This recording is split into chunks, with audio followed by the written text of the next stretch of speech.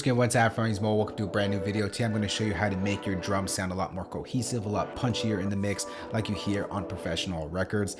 A lot of times you don't need to buy that extra plugin. There's a lot of plugin makers that want you to buy drum plugins to make your sounds pop through the mix. You don't need to do that. You just got to follow this one simple technique to make your sounds very cohesive and tight like you hear on all these tracks. So over here I got an example of what I'm talking about. Over here on this A pattern is our drum samples sort of playing out in its full entirety, and then over here we have our drum samples nice and tight. Take a listen to the difference and then we'll talk about what we did.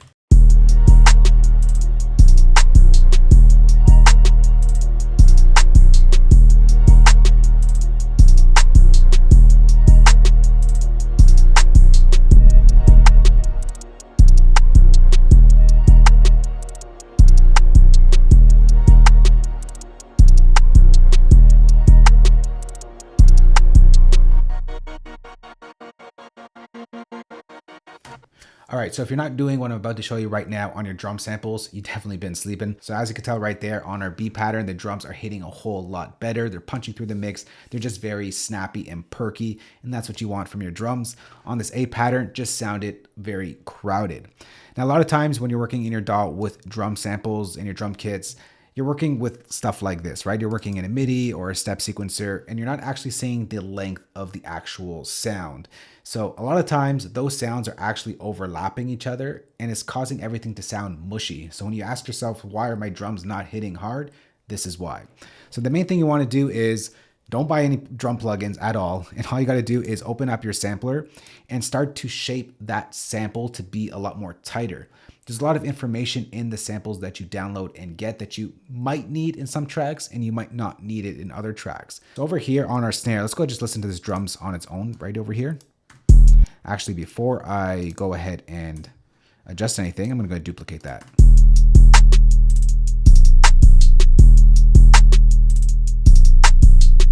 So that 808 is just taking up a lot of space in this drum pattern. Sometimes that works. In this case, I want to be a lot more snappy and punchy like you hear in a lot of tracks today. So I'm going to open up the quick sampler here on our 808. And I'm just going to shape that sample just by manipulating the ins and out points of that sample. So as you can see, this 808 is really long. And every hit is going to play that entire sample until the next one hits. But I'm going to control that. So on our out point over here, let's go ahead and just drag this out and give it a nice fade.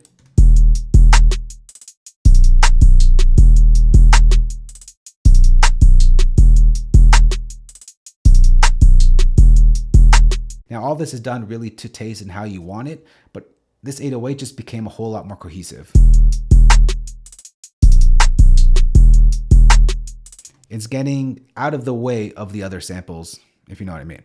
Next, let's go over to the snare sound because it's really long for no reason. I mean, that could work if your drum pattern is a little bit more simple, but I'm going to go ahead and bring up our sampler over here, and we're going to take out a lot of the end of the snare over here to make it really punch through the mix, because this snare should be sort of popping through everything else.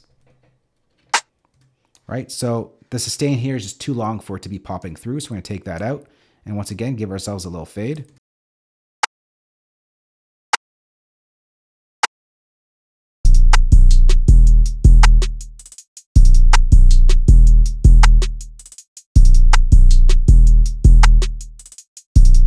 All right, next let's go over to our hi-hat over here.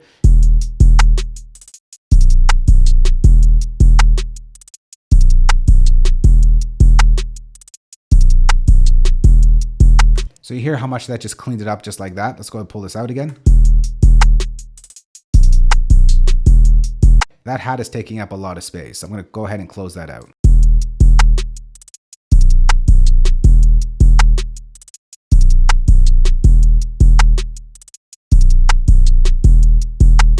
All right, now we have this open hat over here on top of the 808. It's a little long. I just want to hit at the peak point of our 808. So I'm going to go ahead and clean that up as well.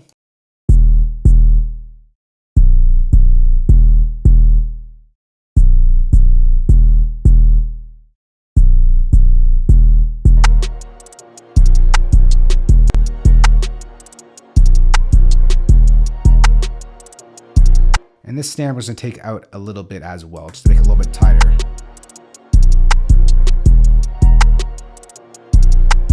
All right, so now let's go ahead and A/B this. Over here is our samples dragged out fully with no sort of envelope shaping to the sample. And over here is everything we just did.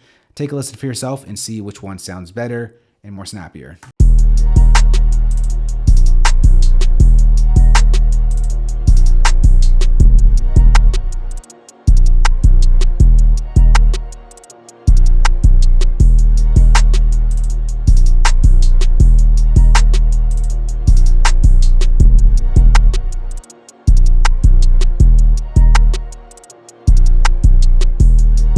So as you can tell, this B pattern right over here is a whole lot cleaner. It's a whole lot snappier.